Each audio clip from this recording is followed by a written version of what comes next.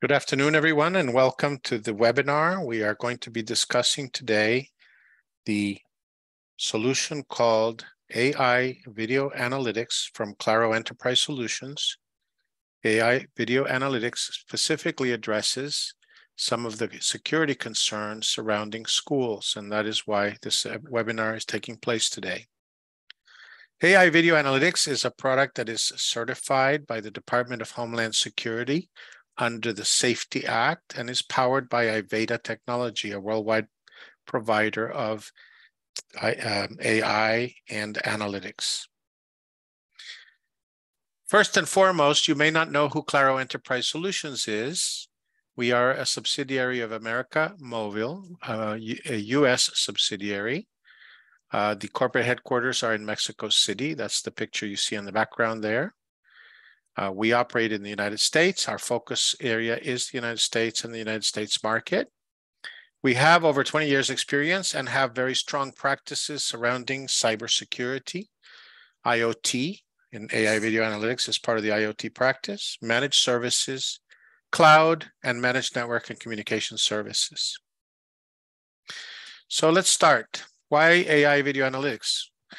Basically, what we have is a demand for real-time detection of events in order to reduce crimes, thefts, and other criminal activities, while also improving overall social situations.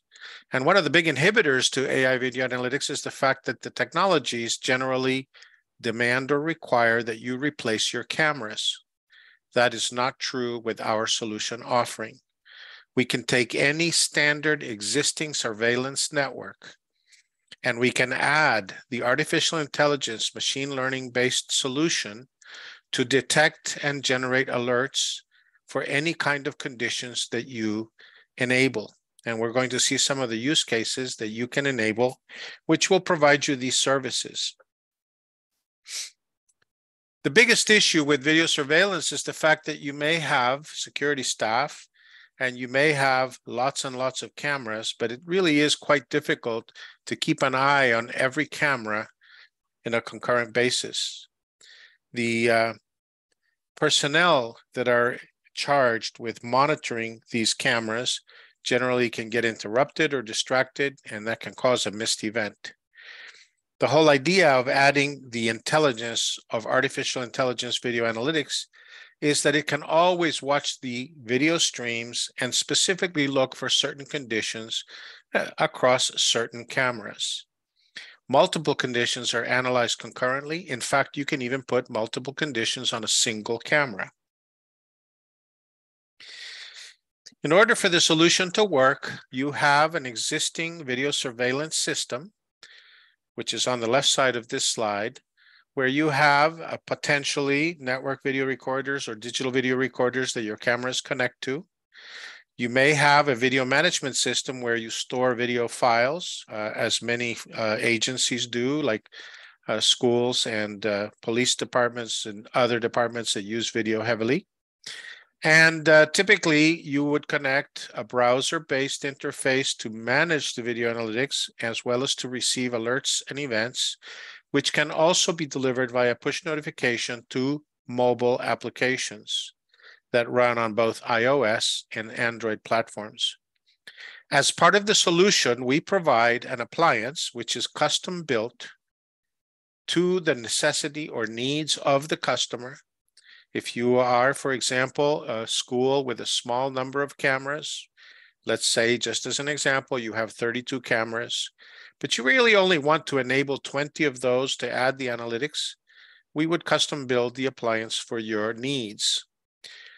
These appliances are built with our partner Dell, with high-performance central processing units, graphics processing units, the necessary memory and disk capacity to support your configuration.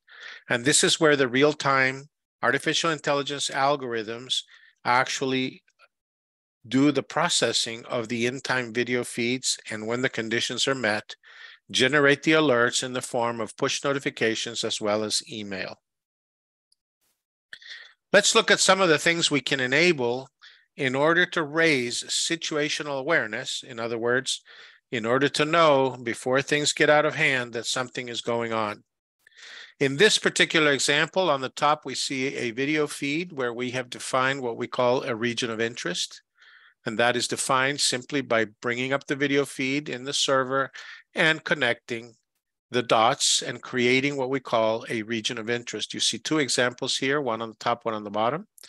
In the one on the top, what's been defined is if a person crosses that boundary, you want to get an alert.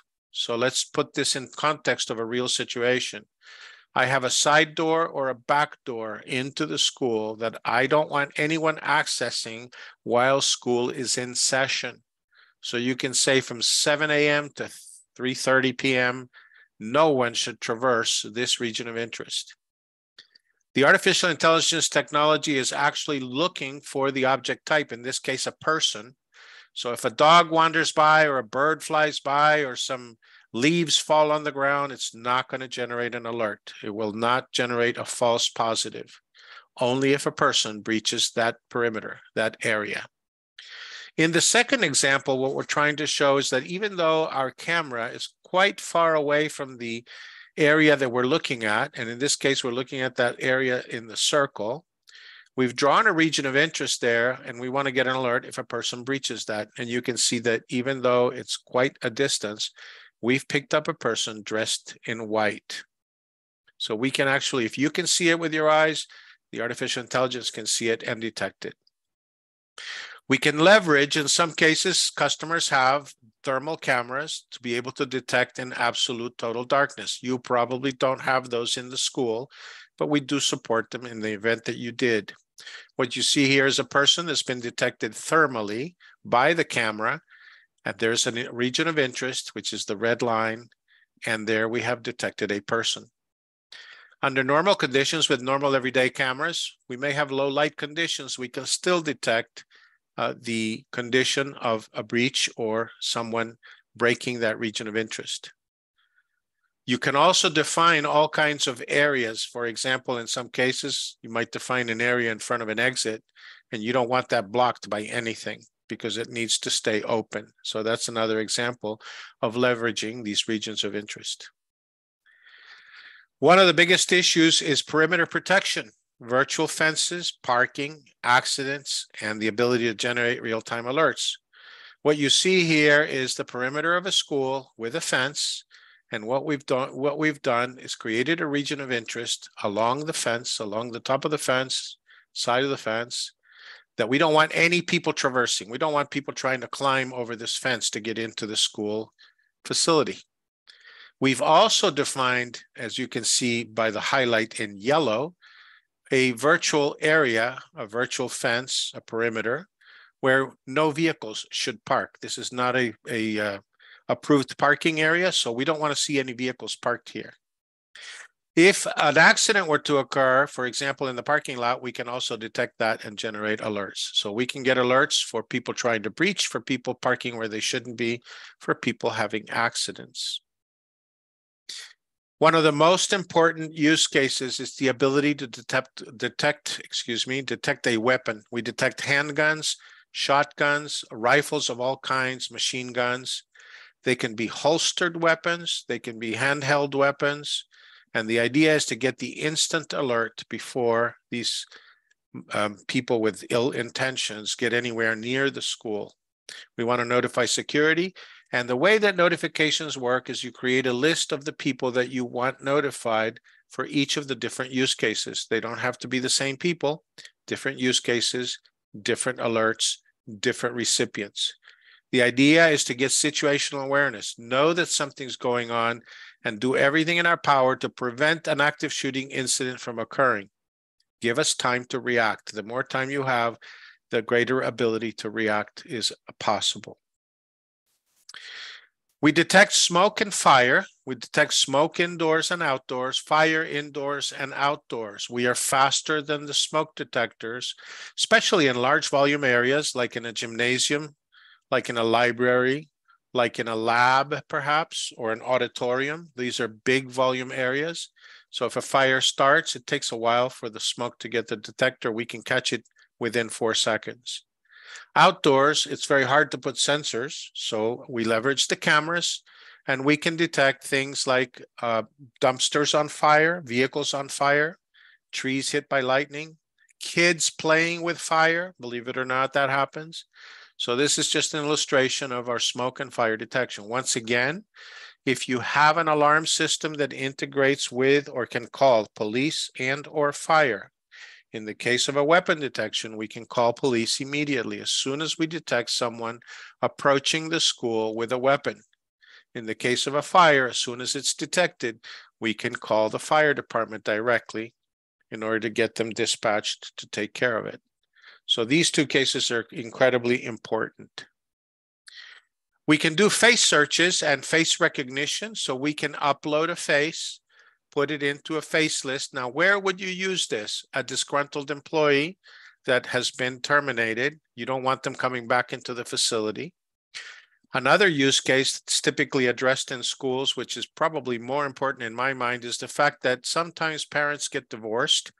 They are under a restraining order. They're not allowed to take the children out of the school, but staff doesn't always know that. And what we can do, we can add them to a list. We can be monitoring the cameras. When we recognize that person is approaching the school, we notify the people responsible, the staff people responsible, that this person is not authorized to take the kids out of school. More than 80% of abductions occur in this manner, where people come and check kids out of school, and they're not really supposed to, and they're not really authorized to.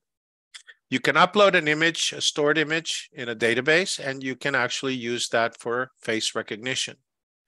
You can find a face that was a result of a match video image, or you can do simultaneous recognition across multiple cameras, people walking around the campus. You want to know where they are, and we'll see an example of that in a moment. You can use this technology also to do access control. Am I authorized to enter a particular area or not? An example, university campuses in housing use it for allowing dormitory access in the buildings and deny access to people that are not residents, just as an example. It can also be used for customer management in a commercial environment, but in a school, obviously, we are more focused on not letting bad people in and letting good people in. Face recognition can also be used for other things, and here's a good example to check students' attendance. Automatically match the face to the child, to the roster, check them in and check them out to ensure that no one leaves early or stays behind after school when they're not supposed to. Now, one caveat about using this technology is you have to register the children in the appliance, in the server. In other words, you have to build a list of children by class and as part of a roster, and then the video analytics can recognize them and basically allow the check-in or check-out process. One important point here is we don't compare images. The technology is using what's known as a very sophisticated algorithm that actually takes the image provided, and what you see in the dots here is a representation. It actually takes many more measurements. It takes measurements across the face, which result in a unique algorithm and a unique key or a digital key that's used with the unique algorithm to actually associate that image with this person. So when we're looking for them, they might be wearing a hat. A person could be wearing a mask. They could be wearing sunglasses. We are still going to recognize them. It's just like when your hands might be a little dirty, but your fingerprint is still able to be determined and tested and matched. So you can use this to check attendance, but you can also use it for tests. Some customers have used it to match test takers with class roster. Sometimes you have a sub basically taking care of the test, doesn't really know the kids. Somebody shows up, pretends to be someone to take the test, and you certainly don't want that. So we don't want false identification, and also save time from manually checking in test takers. So those are some examples of how to leverage face recognition. One additional note about face recognition is you must have opt-in. In other words, you have to ask parents for permission. They have to give you permission to scan the kids and put them in the database. The other thing is when you're looking for someone, if you're using face search, for example, and people are standing around the person you're looking for, there's a feature we can turn on that will blur all of the other faces other than the one we were looking for protecting privacy. So that's another unique feature that we provide. If someone were to walk into the school and not check in like they're supposed to and start wandering the halls, if security sees them, they can click on that person and click track. By clicking track, every camera is going to be alerted and every camera will follow that person throughout the facility. You'll see where they came in, where they're heading, and we can even integrate with a floor map so you know they came in here and they're heading towards this area. This can be used in two ways. One, to track a potential intruder or an unknown person that's walking around the halls. Alternatively, it can be used to find a lost child or a lost elderly person. Maybe a child got confused, got off an elevator in the wrong floor, and they're wandering around trying to figure out where to go. This can be used. And to define the child, you don't have to have their image. You can simply say, I'm looking for a 6-year-old with blue jeans and a white shirt. So only by using like age and description of the clothing, we can actually go look and find people. We don't need an image of them in order to use that particular facility. So this feature called cross detection allows you to track and find if necessary. We can do people counting. This can be very valuable. We can count how many people come in, how many people go out. We can look at occupancy over time. Where this can be used as an example, one, I apologize, my mouse went crazy there for a second. We can count the number of people came in, the number of people went out. So where can I use this? For example, recess. I got 45 children that went out to the playground. I only got 44 children back. That means I'm missing somebody. And this is certainly something you don't want to discover. Additionally, we've had one example where a bus equipped with a camera with cellular connectivity counts the number of children going into the bus and counts the number of children getting off the bus. Make sure we don't leave a child who is in the back of the bus asleep that can't be seen by the driver in the rearview mirror left over in the bus. That's an example. We can monitor areas where vehicles and people walk, so make sure people are safe. We also detect, as an example, loitering. Groups of young people or elderly people or middle-aged people, just groups of people getting together and sort of hanging around a place with no apparent need, and we can generate alerts. We can also detect people falling down an escalator, people falling down in a facility. And you see here a person from the moment they were last standing until they were fully down. We generate an alert to get them assistance. We can also use this for forensic analysis. This gets stored in our server. Now, one thing to point out, network video recorders, digital video recorders do the bulk of the storage. The events that are detected that match the conditions get stored in our appliance or server.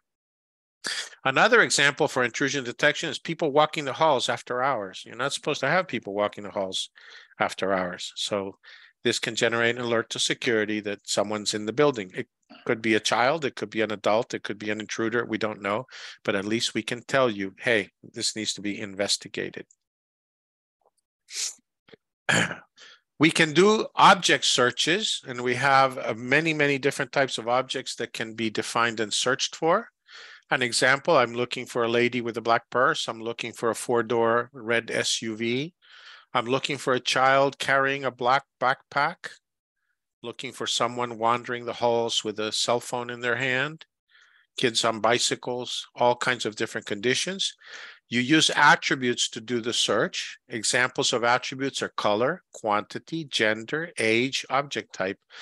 You can use one or more attributes to refine the search, and it's very high speed. It operates on live video feeds as well as recorded. I can take a recorded video, upload it, and go search for something after the fact. There's all kinds of different attributes. I'm going to show you here a little video that essentially is going to demonstrate this search capability. So what we're going to do here in the first search, we're going to define some attributes.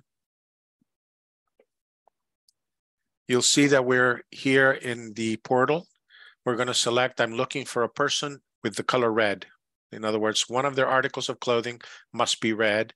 And just to make it more interesting, we're going to also look for a bicycle. So we're looking for two things, a person in red and a bicycle. We search against a video feed and we get results immediately. And what you'll see here in the video is that we will see that we picked up the lady in the foreground has a red and white striped shirt. The person sitting on the bicycle happens to have red shorts on. The other people, however, do not have any color red, therefore they were not picked out. And we also picked up the bicycle. So this is how video search, object search can be used. Now you could be searching for a lost item. You could be searching for a backpack, searching for a laptop, searching for a cell phone, searching for a person, searching for a vehicle. There's all kinds of different things you can do with this search capability. This was against a live feed. What I want to show now is the power of the speed of the technology. This is truly an amazing use case. We're going to go and upload a video that's 5 days long from the 26th to the 31st. That's 192 hours of video recording against a parking lot. And we're going to go look for white BMWs. You could put any make and even the model. We recognize 2,200 different makes and models of vehicles. So we're going to go search. Now, remember, 192 hours. In 1.7 seconds, we got the results back for all 5 days. Every single picture you see there is a recorded white BMW. And in some cases, we only see a piece of the vehicle. Sorry. Don't know what happened there. So let's go back and make sure that we show the results again. Apologies. And even when I only see a little piece of the vehicle, it can still recognize it as a BMW. Now, there's all different kinds of BMWs, SUVs, 4-door sedans, 2-door sedans, and so on. And just to show you that indeed it is a BMW, we'll just pick one. Now, this is used if I have, for example, I'll give you a real life example. A vehicle shows up in the parking lot in front of the building, parks for 30 minutes and leaves. Nobody ever gets out. We don't know what kind of vehicle it is, but we need to find out. We need to do a research. And maybe they show up more than once a week. They show up 2 days, 3 days in a row. So what we want to do is research what's going on. This is a suspicious activity. So we need to do that. Another very important case, and this is something that's literally just hot off the press after it finished our thorough and comprehensive testing and got certified, is the ability to detect essentially vaping for THC, vaping, marijuana, vaping, or cigarette smoking. This is a sensor that can get installed inside a bathroom. You're not allowed to put cameras in a bathroom. This sensor connects as if it were a camera. It doesn't have a camera in it. And what it can do is sense vaping. It can also detect fighting and vandalism using a sound detector and doing analytics against the noises, things like breaking objects, people yelling, things of that nature. Emergency and bullying, you can actually define keywords. I'm going to punch you. I'm going to kill you. I hate to use that language, but I'm just trying to illustrate that you can basically tell the system what words to look out for. We can activate a security response when a person is in distress. So if someone, let's say, goes to the bathroom and they're throwing up and they're not feeling well and they say help, we can pick up that the help word and notify staff immediately that there's someone in distress. We can detect a gunshot by sound over an area around 2,000 square feet without line of sight. We can detect many other things. I won't go into all these other things because they're interesting, but they're not relevant to the use cases. Maybe somebody's messing around with the lights in the bathroom. Turn the lights off in the bathroom, as an example, can also be detected. This sensor is nearly indestructible. It complies with something called IK10 certification. It doesn't matter what you do, it's very difficult to destroy. It gets mounted on the ceiling with basically a 5-inch opening, and it has a single Cat5, Cat6 cable with power over Ethernet connected to it. So you don't have to run new power, but you do have to have an Ethernet connection. You can send an event message to security systems. You can send an email or text message to designated personnel. That would be a push notification message. You can turn on the status light. You can play a pre-recorded message or sound an alarm through the built-in speaker. And you can program things like parts per million in case you have a very dirty environment. The scenario that we're trying to address is vaping. And if it is detected inside the bathroom, what we recommend is a camera positioned outside the bathroom to capture the event. And that way it can generate an alert indicating that vaping has been detected, and it will be accompanied by a snapshot from the camera. So I'll show you here what it looks like. This is the restroom where the sensor is installed. Vaping was detected. The camera in the hallway immediately takes a picture of the person coming out. These are the readings of all the different things the sensor picks up. Is the light off? Is the light on? Is there movement? Is there sound? Have we heard a gunshot? Is there ammonia in the air? Is there noise? Is there pressure?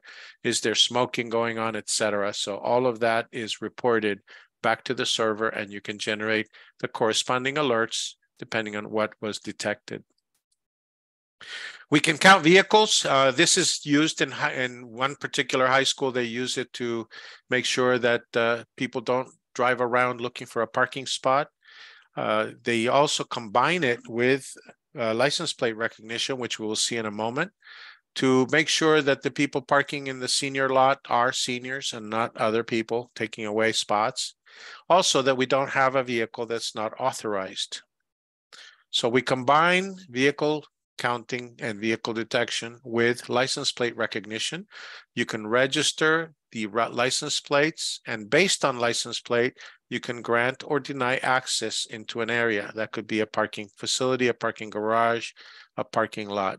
We can detect license plates on vehicles going 80 miles an hour. We can obviously detect license plates, vehicles going much slower, and whether they're parked, whether it's low light conditions, or even in total darkness. So this can be very useful, especially when you have maybe an event where an irate parent or an irate employee tears out of the facility and you know their license plate. You can alert staff if they show up again. Object left behind. This is very heavily used in train stations, in bus stations, and airports, but it's also used in places where you know, the student might come and say, I don't know where I left my backpack. I need help finding my backpack. And you can use all of the cameras to go search for the backpack or go search for an object. If there is an abandoned object that is suspicious, which is what happens in train stations, bus stations, airports, you send security to check the object. But it can also be used to find a misplaced laptop, a misplaced telephone, a misplaced backpack, as an example. We do personal protection equipment detection. So if people in certain areas have to wear helmets and vests, maybe the crossing guards are supposed to wear vests, maybe the people directing traffic when school is let out are supposed to wear vests, generate an alert because they're not wearing their vest, as an example. Obviously, during the pandemic, the use of masks was extremely important. It still is in some environments. So we'll look here at a short video that shows no mask detection. The young lady in the middle is not wearing a mask. She'll be detected by the server, by the video analytics, and flagged immediately. You can see that in the upper right-hand side. And then we'll see a closer up view. Now, this is still used in hospitals for access into critical care, intensive care facilities. Staff and employees have to wear masks. And if allowed, we can correlate the image and do facial recognition and alert her supervisor or her manager that she's not complying with a mask mandate. We can do vehicle search and identification. I showed you how we could search a video for a particular vehicle by make and model. You can also use color. You can also use other attributes. And we can also identify unknown vehicles. So if I have this car that shows up and parks in the parking lot and then leaves, I can actually ask the system, what kind of vehicle is it, and alert the security staff. If you see this vehicle, pay attention because something funny is going on. We can do dwell time. This means I want to know how many people congregate in a certain place over time. This is primarily used in retail, and it's used in public venues, sort of a crowd control measure. And we can also create areas that are unattended. As an example, supply rooms, where you store your video equipment, for example, maybe a computer lab that's closed and nobody's supposed to be in there, a chemistry lab, areas that are unattended where you want to know if people come in, and you want to know for either for a positive reason, you want to get them help, or for a negative reason to go find out what are they doing inside that room. So you can create this as an option. In addition to all of the artificial intelligence use cases, we add camera health management analytics. So that means if a camera is blurred, blocked, or repositioned, we generate an alert. You know, whenever there's a camera, the temptation is always to mess with the camera. As I mentioned earlier, if we're looking for a face or trying to do face recognition, we can turn on blur so that all of the other faces that don't match will not be distinguishable, and that way we protect people's privacy. You can view live camera feeds through the mobile application. We have a mobile app that staff members can carry, that security can carry, and then the push notifications come to their mobile app. But they can also, through the mobile app, when they receive a mobile notification, let's say an intrusion detection, and somebody has to research it, they can just simply tap on the event and they will see the video capture of the event. They'll see what actually is going on. You can even access the live cameras. So we provide those as part of the solution. We integrate with all of these video management systems and camera systems. We don't require you to change your cameras or do anything to your cameras. We simply lay the artificial intelligence as an extra layer of safety and security to meet your requirements. So in summary, if we were to look at how does this work? Well, what we do is we size it based on your requirements. We ship it to you already preloaded, pre-configured. You receive it, you install it by simply plugging it into the network and plugging it into the wall. You then would have about a 30-minute training session on how to interact and configure all of your different cameras. It will be already loaded with all of the necessary use cases to support your needs. And essentially, you're live, you're up and running. You can process live streaming. You can process cameras that are connected to digital or analog NVRs or DVRs. So even if you have old cameras that are coax connected to a DVR, we can still receive the feed digitally. We can still do the analytics in the appliance, and we can still do the events and push the notifications to the browsers and to the mobile applications. We also can generate emails. And by the way, the mobile app, you can be off-site. You could be at home and you could still get an alert on your mobile app that there's been an intrusion or that there's a fire, whatever the case might be. We can integrate with any video management system, so you can upload files. Let's say I have a recording that's a weekend recording from Friday night until Monday morning. Typically the school is closed, nobody's on site, or very few people are on site. We have the video recording. If we need to go analyze to find out what happened, there was an intrusion, we can upload it and do the quick search and get the results literally in seconds. We can integrate with alarm systems. So if you have an alarm system that calls the fire department or an alarm system that calls the police department, we can integrate with it. And under the right conditions, we can effect that call automatically. And we can also integrate with access control systems. Some schools have a lockdown technology. We can also, depending on the APIs provided, integrate with the lockdown system. So remember, custom-built configuration. AI Video Analytics leverages the hardware and provides the ability to do real-time artificial intelligence and machine learning-based algorithms to protect the school. I'd like to open up for any question from anyone at this point.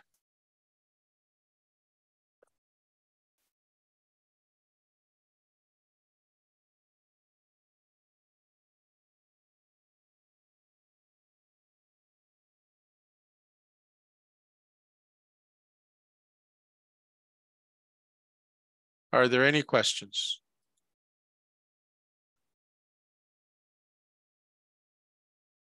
If you have a question, type it in the chat. If you'd rather not chat, not talk live.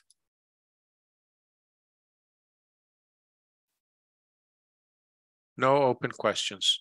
Well, with that, I would like to thank everyone for attending. If you have any questions, please contact us. You'll be receiving that information.